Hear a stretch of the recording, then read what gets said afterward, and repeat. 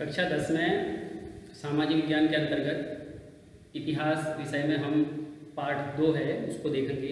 उसका एक महत्वपूर्ण प्रश्न देखेंगे, असहयोग आंदोलन। आधुनिक भारतीय इतिहास में असहयोग आंदोलन एक महत्वपूर्ण टॉपिक है, एक महत्वपूर्ण एक घटनाक्रम है, एक महत्वपूर्ण आंदोलन है जिसके बारे में हम यहाँ पर चर्चा करेंगे। तो असहयोग आंदोलन, इसका नाम में ही अर्थ है। असहयोग का अर्थ हो गया कि सहयोग नहीं करना। किसे सहयोग नहीं करना? क्योंकि हम ब्रिटिशकालीन भारत की बात कर रहे हैं, इसीलिए अंग्रेजों को भारत में शासन चलाने के लिए जो भारतीयों की आवश्यकता पड़ती थी विभिन्न क्षेत्रों में, उन सभी क्षेत्रों में अंग्रेजों को भारतीयों के द्वारा समर्थन नहीं देना, ये कहलाता है असहयोग आंदोलन। तो असहयोग आंदोलन 1920 में प्रारंभ हुआ। महात्मा गांधी के नेतृत्व में यह राष्ट्रव्यापी आंदोलन प्रारंभ हुआ। उसके कारण क्या क्या थे? क्योंकि आंदोलन एक बहुत बड़ा मूवमेंट था, वो नॉन कोऑपरेटिव, तो राष्ट्रव्यापी था। इस आंदोलन में महात्मा गांधी एक बड़े राष्ट्रीय नेता के रूप में उभर करके सामने आए। तो उससे पहले उसके लिए बहुत सारे कॉजेज रहे होंगे, बहुत सारे कारण रहे होंगे इस आंदोलन तक पहुंचने के। कोई भी बड़ी घटना यूं ही घटित नहीं हो जाती, उसके लिए बहुत सारे छोटे छोटे कारण या बहुत अनेक कारण रहते हैं जिसके कारण वह घटना घटित होती है। तो इसी क्रम में हम देखते हैं असहयोग आंदोलन। अब इसका अर्थ सीधे सीधे ये हो गया कि भारतीयों के द्वारा अंग्रेजों को उनकी शासन प्रशासन में सहयोग नहीं करना। महात्मा गांधी के नेतृत्व में यह आंदोलन चलाया गया। अब इसके कारण क्या क्या थे, किन किन कारणों से यह चला या यह अपना राष्ट्रव्यापी बनने में सफल रहा, तो इसके कारण देखेंगे हम। जैसे पहला कारण इसमें हम देख लेते हैं, सफल सत्याग्रह।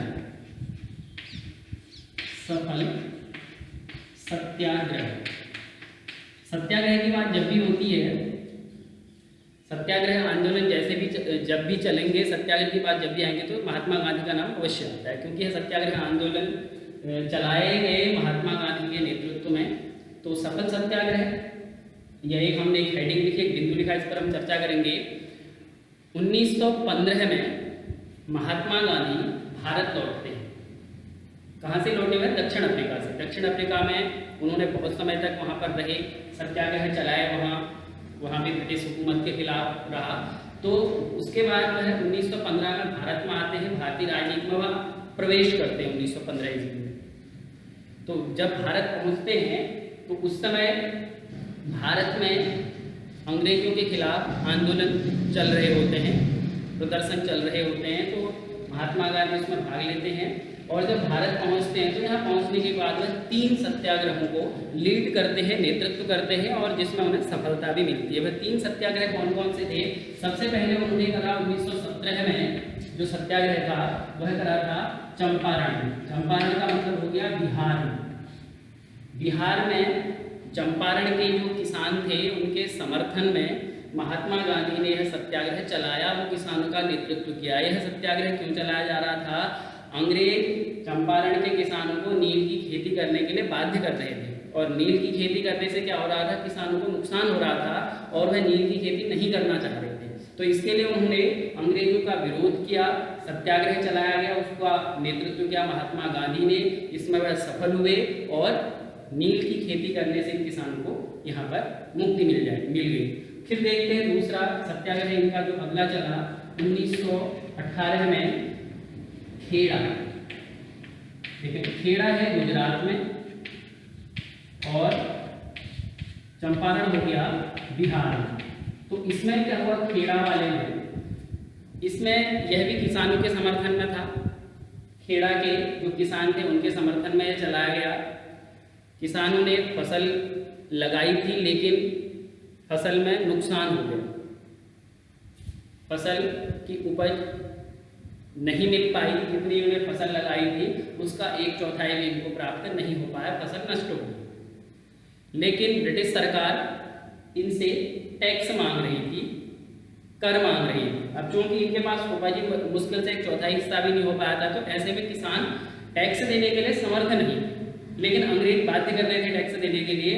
तो इन्होंने क्या किया, फिर सत्याग्रह चलाया, महात्मा गांधी ने इनका नेतृत्व किया और यहाँ पर भी इनको सफलता मिली। फिर उसके बाद अगला 1918 में ही एक और सत्याग्रह चलाया गया, जिसको कहते हैं अहमदाबाद में, गुजरात में ही अहमदाबाद मिल मजदूरों के समर्थन में। ठीक, अहमदाबाद में जो मजदूर थे मिलों में काम करने वाले, उनके समर्थन में, मजदूरों के समर्थन में। तो इसमें क्या रहा, इसमें ये भी गुजरात हो गया अहमदाबाद, वहाँ पर मिल में जो काम करने वाले लोग थे, कारखानों में जो काम करने वाले लोग थे, उन श्रमिकों के उनको अच्छा वेतन दिया जाए, बहुत ज़्यादा उनको कम वेतन पर काम नहीं कराया जाए, इस तरह से उनके हितों को ध्यान में रखते हुए यहाँ पर अहमदाबाद के जो काम करने वाले जो मजदूर थे, उनका नेतृत्व भी महात्मा गांधी के द्वारा किया गया।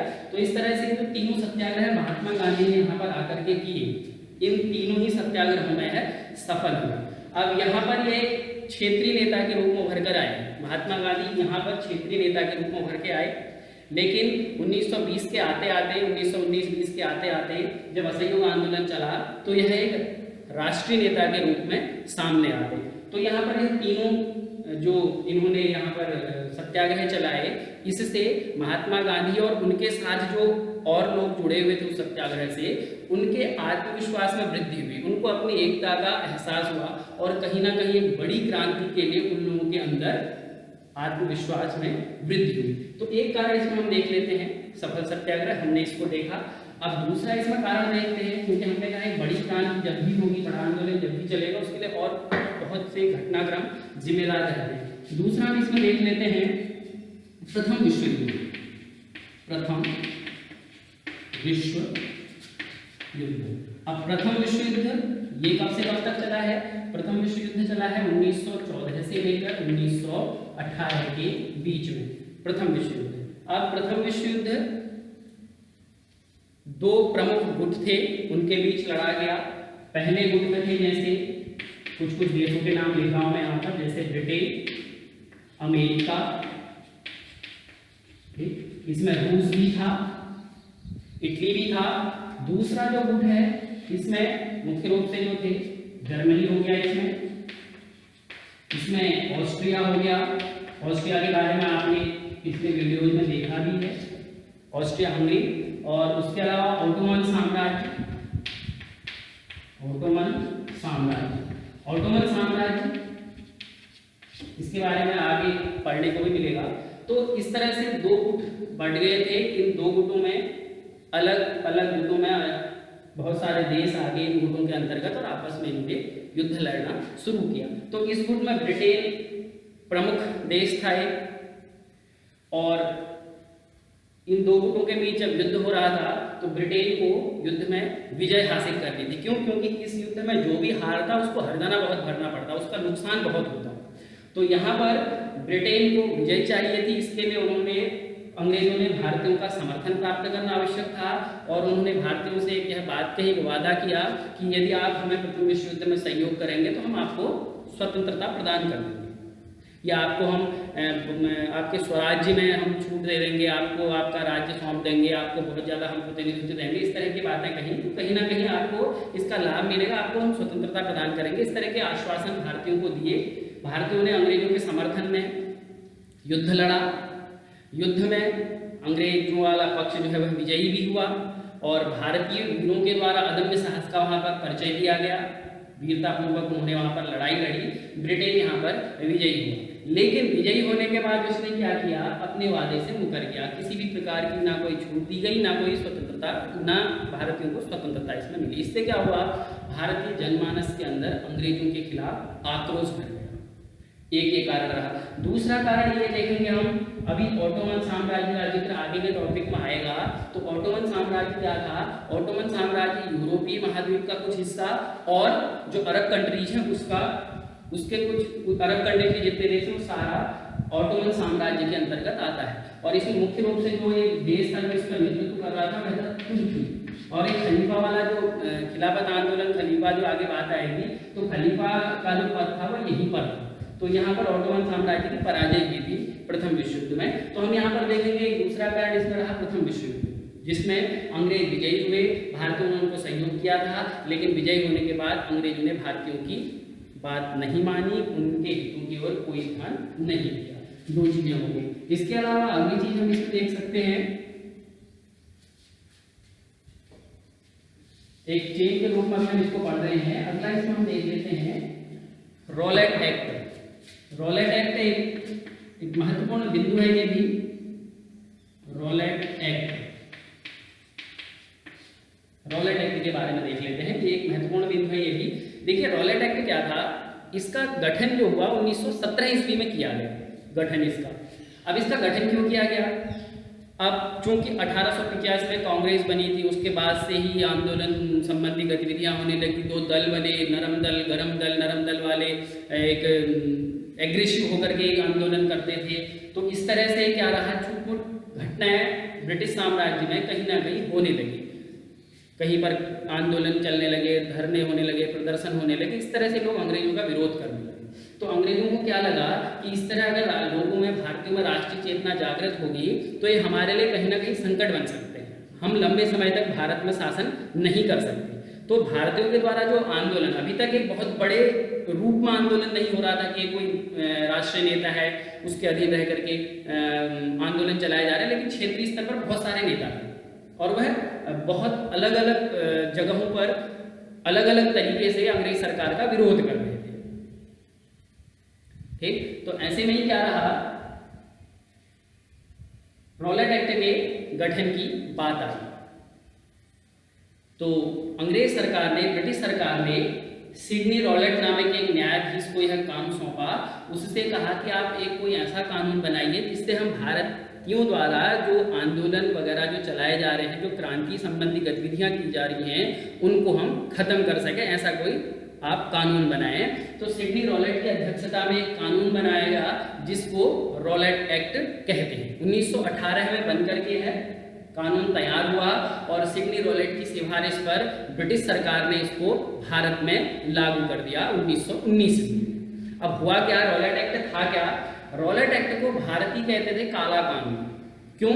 क्योंकि इसमें क्या था कि किसी भी व्यक्ति को मात्र संदेह के आधार पर, अंग्रेज सरकार किसी भी भारतीय व्यक्ति को मात्र संदेह के आधार पर गिरफ्तार करके बगैर मुकदमा चलाए 2 साल तक कारागार में रख सकती है।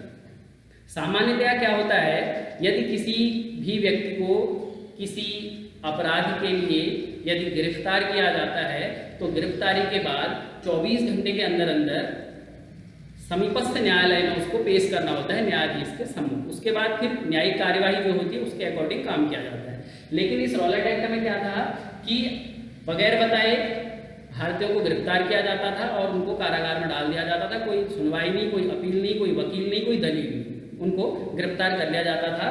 तो ये कैसा कानून था, एक तरह से बहुत ही अत्याचारपूर्ण कानून था। अंग्रेजों की मनमानी थी, निरंकुशता का एक तरह से कानून था।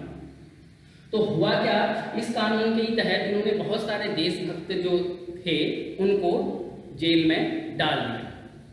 अब भारतीयों ने इस कानून का पुरजोर विरोध किया, काला कानून करके इसको संबोधित किया और इसका पुरजोर विरोध किया। अब रॉलेट एक्ट के बाद अगला हम लोग कारण देख रहे हैं, रॉलेट एक्ट और वह एक दूसरे के साथ कनेक्टिविटी बनाए हुए हैं। तो दूसरा हम यहाँ पर देख लेते हैं जलियांवाला बाग। जलियांवाला बाग हत्याकांड।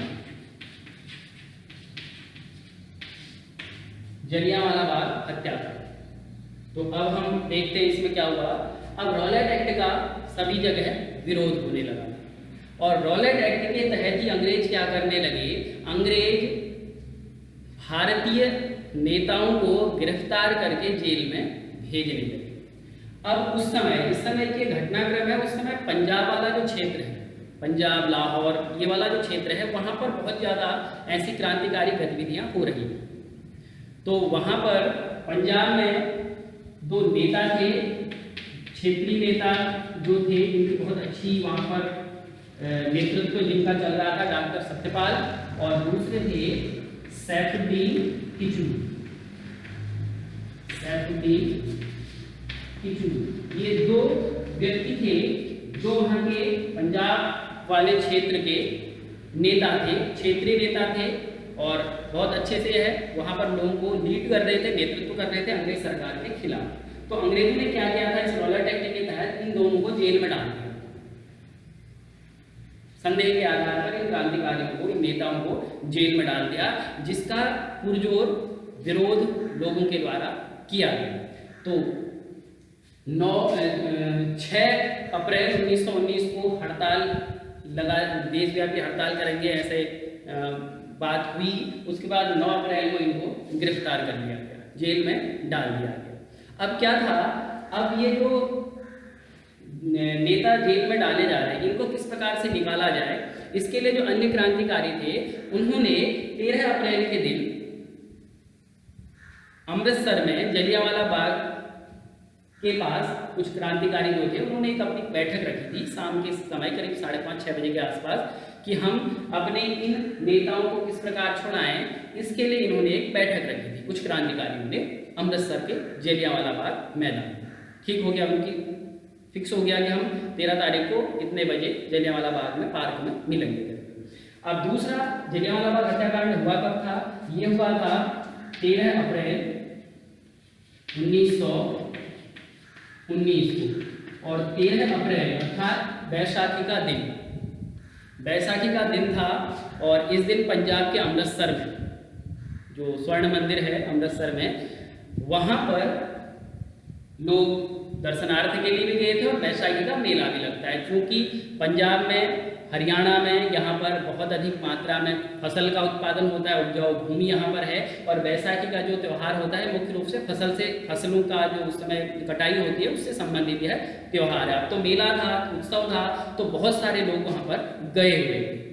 सामान्यतः मेलों में लोग जाते हैं, बहुत सारे लोग जाते हैं, तो यहाँ पर भी गए थे क्योंकि एक पवित्र स्वर्ण मंदिर वहाँ पर था, गुरुद्वारा का दर्शन करना था और मेला लगा हुआ था, लोग वहाँ पर गए और हर उम्र के लोग उसमें थे। 1-1.5 महीने के बच्चे से लेकर 70-80 साल तक के बुजुर्ग उस मेले में गए हुए थे, जलियांवाला बाग, वो अमृतसर के बैसाखी मेले में। तो जब यहाँ पर लोग पहुँचे हैं, मुख्य रूप से वहाँ पर पशुओं का मेला भी लगता था। मेले में जाते तो बहुत सारी चीज़ें वहाँ से खरीद के लाते हैं, बहुत सारी चीज़ें हमें वहाँ पर मिलती हैं, तो यहाँ पर पशुओं का मेला लगता था। अब लोग पशु भी खरीदते हैं वहाँ से, क्योंकि कृषि और पशु दोनों का तो एक दूसरे के साथ बहुत बढ़िया कॉम्बिनेशन है। कृषि के साथ पशुपालन का होना बहुत जरूरी है, और आज से 100 साल पहले तो हमारा खेती से लेकर आवागमन तक के बहुत सारे कार्य पशुओं के माध्यम से होते थे। तो वहाँ पर लोग मेले में सम्मिलित होने के लिए गए, लेकिन जैसे ही लोग वहाँ पहुँचे, अमृतसर में बहुत सारे लोग पहुँचे थे। अब ब्रिटिश सरकार ने क्या किया, वहाँ पर 2 बजे मेले को स्थगित करवा दिया, वहाँ पर लगा दिया मार्शल लॉ। मार्शल लॉ का मतलब हो गया सैनिक शासन, जिसको हम एक तरह से कह सकते हैं कि 144 जैसे 144 धारा जैसे लगते तो 4 लोगों से ज़्यादा इकट्ठा नहीं हो सकते, कुछ इसी तरह का मार्शल लॉ वहाँ पर लगा दिया कि आप यहाँ पर भीड़ भाड़ इकट्ठा नहीं कर सकते करके। अब 2 बजे ही मेला स्थगित करवा दिया, तो जो लोग अमृतसर में, आम जनता जो गई थी अमृतसर में मेले के उद्देश्य से गुरुद्वारे के दर्शन के लिए, तो वो लोग अब चूँकि मेला तो रोक दिया अंग्रेज सरकार ने, तो अमृतसर गुरुद्वारे के पास में जलियांवाला बाग है, मैदान है, तो उस मैदान में लोग जाकर के बैठ गए। अब मेला तो स्थगित हो गया, तो यही पार्क में, बगीचे में बैठ जाते हैं करके ये सब लोग वहाँ जाकर के मैदान में बैठ गए। हर उम्र के लोग उसमें शामिल थे, सब निरपराध व्यक्ति वहाँ पर गए हुए थे, सामान्य लोग वहाँ पर गए हुए थे, और उनको ये नहीं पता था कि शहर में मार्शल लॉ लगा हुआ करके। क्यों, तब संचार के इतने बड़े साधन नहीं थे, आम जनता थी मुख्य रूप से, तो उन लोगों को पता नहीं था कि शहर में मार्शल लॉ लगा हुआ करके। वो सब लोग बाग में जाकर के इकट्ठा हो गए। अंग्रेज उनको जाते हुए देख रहे हैं, उन्होंने रोका नहीं अंग्रेज पुलिस ने कि यहाँ पर 144 लगी, आप अपने घरों को जाइए, ये नहीं कहा, क्योंकि उनका पूर्व नियोजित प्लान था ये भारतीयों को दंडित करने का, या भारतीयों को वहाँ पर अत्याचार करने का भारतीयों को। तो बहुत सारे लोग वहाँ पर गए और बगीचे में जाकर के बैठ गए जलियांवाला बाग में। अब वही शाम के समय कुछ क्रांतिकारियों ने अपनी बैठक भी रखी हुई थी वहाँ पर, लेकिन इन लोगों को पता नहीं है बैठक के बारे में। जो आम जनता, ये तो सामान्यतया बाग में बैठने के लिए गई हुई है वहाँ पर। तो वहाँ पर शाम के समय करीब 5-6 बजे के टाइम पे अंग्रेज वहाँ पर पहुँचते हैं अपनी पूरी फोर्स को लेकर के, अपने सिपाहियों को लेकर के जनरल डायर वहाँ पर पहुँचता है जलियांवाला बाग में, और वहाँ पहुँचने के बाद वह अंधाधुंध गोलियाँ वहाँ पर चला देता है। 1600 के करीब गोलियाँ वहाँ पर चलती हैं, खूब अंधाधुंध गोलियाँ वहाँ चलाई जाती हैं। बहुत सारे लोग उसमें मारे जाते हैं, हजारों की संख्या में वहाँ पर मृत्यु हो गई, निरपराध लोग वहाँ पर मारे गए। उसमें 1.5 महीने के बच्चे से लेकर के बुजुर्ग व्यक्ति तक शामिल थे, स्त्रियाँ पुरुष सब वर्ग वहाँ पर शामिल था। तो अंधाधुंध गोलियाँ वहाँ पर चलाई गई, बहुत सारे लोग वहाँ पर मारे गए। फिर और क्या उन्होंने देखिए, फिर और क्या उन्होंने निर्ममता करी अंग्रेजों ने, क्या फिर उसके बाद नीचता करी है। उन्होंने गोलियां चलाने के बाद शाम के 5:30-6 बजे के आसपास इन्होंने गोलियां चलाई जलियांवाला बाग में। उसके बाद लगभग 7-8 बजे के टाइम पे उन्होंने कर्फ्यू लगा दिया। कर्फ्यू का मतलब क्या हो गया, आप बाहर भी नहीं निकल सकते। अब बहुत सारे लोग तो गोलियों में मारे गए थे, लेकिन कुछ बहुत लोगों के घुटनों में, पैरों में या कहीं और चोट लगी होगी, घायल हुए होंगे। अब अगर कर्फ्यू नहीं लगा होता तो उन लोगों के जो संबंधी थे वो जाते, अपने घायल परिजनों को अस्पताल में भर्ती कराते और उनका इलाज करते। लेकिन इन लोगों ने कर्फ्यू लगा दिया, किसी को वहाँ जाने भी नहीं दिया। अब क्या रहा, कई लोग ऐसे ही तड़पते तड़पते अपने प्राण गंवा चुके वहाँ पर।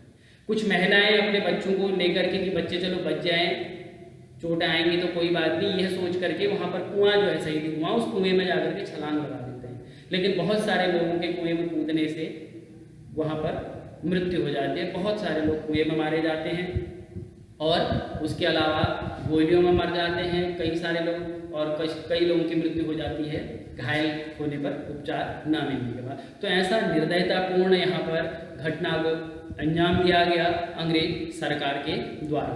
तो वहीं पर एक व्यक्ति शहीद उधम सिंह जी, जिनके नाम पर हमारे जिले का नाम भी है, शहीद उधम सिंह जी वहाँ पर सेवा के लिए गए थे। मुख्य रूप से सिख धर्म में सेवा भाव बहुत होता है, तो वहाँ पर बगीचे में जो लोग बैठे होंगे, बाग में जो बैठे होंगे, उनको पानी पिलाने के लिए, गर्मियों का समय हुआ, पानी पिलाने के लिए गए हुए थे उधम सिंह जी। तो उन्होंने वो अंग्रेजों का जब कुकृत्य देखा तो वह बहुत आहत हुए उससे, और उसका बदला 1940 में उन्होंने इंग्लैंड जाकर के जनरल डायर को गोली मार करके उसका बदला उन्होंने पूरा किया। तो इस प्रकार से जलियांवाला बाग जो है यह बहुत ही अमानवीय कृत्य यहाँ पर अंग्रेजों के द्वारा किया गया था। तो ये इस घटना से पूरे भारतीय जनमानस में अंग्रेजों के खिलाफ बहुत जबरदस्त आक्रोश फैल गया, बहुत ही आक्रोश उनके ऊपर फैल गया। अब लोग अंग्रेजों के खिलाफ उनके मन में पहले से भी ज़्यादा अब आक्रोश भर गया था। ठीक, इससे पहले हम 1915-16 से ही देख रहे थे कि तब तक ही घटनाएं होने लगी थी, जगह जगह पर धरने प्रदर्शन हो रहे थे। उस समय के जो गरम दल के नेता थे बाल पाल और लाला लाजपत राय, विपिन चंद्र पाल और बाल गंगाधर तिलक और अरविंदो घोष, ऐसे जो गरम दल के नेता थे, इनके नेतृत्व में भी लोग पहले से एकजुट थे। बाल गंगाधर तिलक एक बहुत बड़े क्रांतिकारी रहे हैं, उनके नेतृत्व में लोगों ने वहाँ पर एक बड़े स्तर के नेता रहे थे। बहुत उन्होंने अपने अखबारों के माध्यम से, अपने विचारों के माध्यम से लोगों को प्रभावित किया था। तो ये सारे कारण पहले से बनते हुए आ रहे थे, फिर ये चीज़ें हो गई। उसके अलावा एक और हम इसमें कारण देख सकते हैं, भारत शासन अधिनियम, भारत शासन अधिनियम 1919, इसको मॉन्टेग्यू चेम्सफोर्ड सुधार भी कहते हैं, 1919 में आया है। एक तरह से संवैधानिक सुधारों के लिए हर 10 साल में अधिनियम आता था अंग्रेजों के यहाँ से। 1909 में आया, फिर 1919 में आया। जब यह अधिनियम भारत में लाया गया, भारत में शासन किस तरह से चलेगा या कुछ सुधार उसमें हो सकते हैं, तो उन चीज़ों का यहाँ पर उल्लेख था। तो भारतीयों के मन में ये आशा थी कि भारत शासन अधिनियम में भारतीयों के लिए स्वराज्य की कोई ना कोई बात होगी, औपनिवेशिक स्वराज्य की बात होगी, ये सोचा था भारतीयों ने। लेकिन जब भारत शासन अधिनियम भारत में पहुंचा तो इसमें भारतीयों के लिए शासन में आंशिक प्रतिनिधित्व देने की बात कही गई, और पूर्ण औपनिवेशिक राज्य जैसी कोई बात यहाँ पर नहीं कही गई। तो इससे भारतीय जनमानस के मन में अंग्रेजों के खिलाफ असंतोष भर गया। तो एक कारण इसमें ये भी रहा। उसके अलावा एक हम इसमें देख सकते हैं खिलाफत आंदोलन, खिलाफत आंदोलन। तो खिलाफत आंदोलन में, खिलाफत आंदोलन खलीफा से खिलाफत बना है। तो किस तरह से, मतलब खलीफा से संबंधित है ये आंदोलन। हुआ क्या था, हमने पहले पूर्व में भी डिस्कस करा था, प्रथम विश्व युद्ध जब हम पढ़ रहे थे तो हमने उसमें कहा था जो ब्रिटेन वाला, अमेरिका वाला गुट था, उसने दूसरा जो जर्मनी, ऑस्ट्रिया, हंगरी और ओटोमन साम्राज्य वाला जो गुट था उसको पराजित कर दिया था। तो सामान्यतः क्या होता है, जो पराजित राष्ट्र होता है उसको विजित राष्ट्र को बहुत सारा हर्जाना देना पड़ता है, युद्ध का हर्जाना देना पड़ता है। तो अंग्रेजों ने एक तो ओटोमन साम्राज्य को बहुत जगह टुकड़ों में बांट दिया। दूसरा ये अफवाह उड़ाई गई, खलीफा जो पद था वह ओटोमन साम्राज्य में था, उसमें मुख्य रूप से तुर्की में था वो पद। तो खलीफा का मतलब क्या होगा, खलीफा का मतलब हो गया मुस्लिम कम्युनिटी का एक सर्वोच्च नेता, जो सर्वसम्मति, जो जिसकी बात को सभी लोग मानते थे। तो मुस्लिम कम्युनिटी का एक सर्वोच्च नेता का पद होता था, सर्वोच्च व्यक्ति का एक पद होता था जिसको खलीफा कहा जाता था।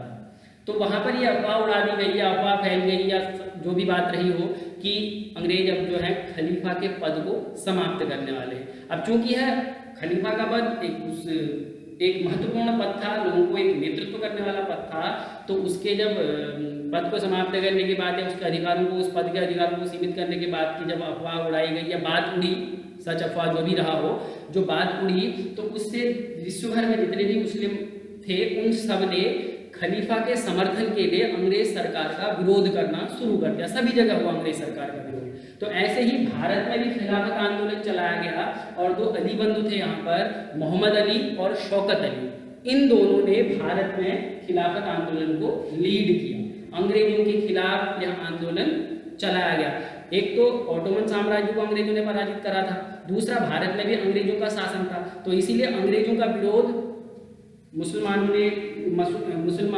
के जो नेता थे मुख्य रूप से मोहम्मद अली और शौकत अली, जिन्होंने खिलाफत को लीड करा, उन्होंने अंग्रेजों का विरोध करा। अब इसमें दूसरी अच्छी बात क्या होगी कि इस खिलाफत आंदोलन के लिए महात्मा गांधी ने भी अपना समर्थन दे दिया।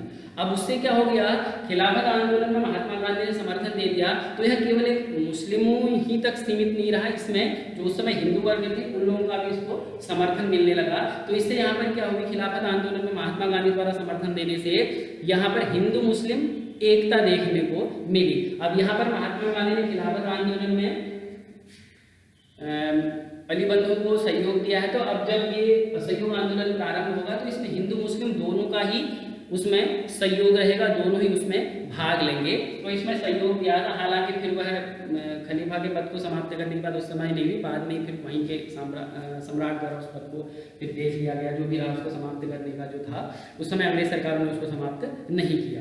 तो इस समय लेकिन खिलाफत आंदोलन में महात्मा गांधी का समर्थन जाने से हिंदू मुस्लिम एकता यहाँ पर देखने को मिली। तो इस तरह से और भी बहुत सारे कारण इसमें रहे जिन्होंने असहयोग आंदोलन की पृष्ठभूमि तैयार की। तो इसमें महात्मा गांधी जो थे राष्ट्रीय नेता के रूप में उभर करके सामने आए, हिंदू मुस्लिम दोनों के वह नेता बन करके आए, दोनों ही धर्म के लोगों ने यहाँ पर एकजुट होकर के अंग्रेज शासन का विरोध किया और इस असहयोग आंदोलन में भाग लिया। तो असहयोग का अर्थ हो गया अंग्रेजों को उनके शासन में सहयोग नहीं देना। अब कहाँ कहाँ सहयोग नहीं देना है, जैसे अंग्रेजी सरकारी जो स्कूल है, अंग्रेजी स्कूल जो थे, मतलब सरकारी स्कूल जो थे, सरकारी स्कूल का मतलब ब्रिटिश सरकार द्वारा जो स्कूल खोले गए थे, उन स्कूलों में, उन कॉलेजेज में विद्यार्थी पढ़ने के लिए नहीं जाएंगे, अध्यापक पढ़ाने के लिए नहीं जाएंगे, वकालत करने के लिए वकील नहीं जाएंगे, शराब जो है राजस्व का एक बड़ा स्रोत रहता है, शराब मद्यपान छोड़ दिया जाएगा, स्वदेशी को बढ़ावा दिया जाएगा